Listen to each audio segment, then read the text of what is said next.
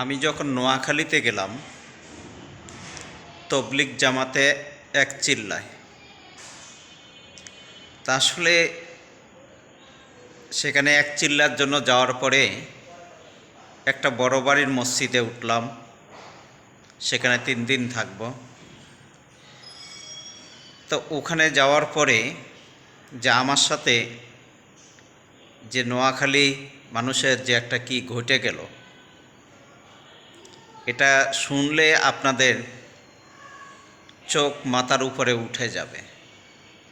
তারা আমাকে দেখার সাথে সাথে এক বড় বাড়ি, তারা বড় বাড়ি বলে, ওদের বাড়ির উঠানের মধ্যে মসজিদ, বাড়ির সামনে রাস্তার সাইডে মসজিদ তারা নিজেরাই করছে।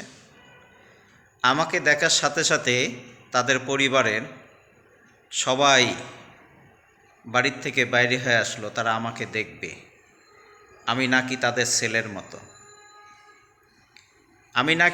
ছেলের মতো, এখন তারা আমাকে দেখার পরে এখন আমি যে মসজিদে যাই, সেই মসজিদে আমার জন্য যে তারা খাবার পাঠায়, আমার জন্য তারা সব কিছু পাঠাচ্ছে। তো তখন আমি তাদেরকে বললাম যে দেখেন, আমরা তো আল্লাহ রাস্তার মেহমান, আমরা এখানে তাবলিগে এসেছি, তা আপনারা আমার জন্য এত কিছু করছেন, কি দরকার, এত কেন কষ্ট করতেছেন? তারা বলল যে বাবা দেখো, তোমার মতো আমাদের একটা সন্তান ছিল, তোমার নামও শহীদুল ইসলাম, তার নামও শহীদুল ইসলাম।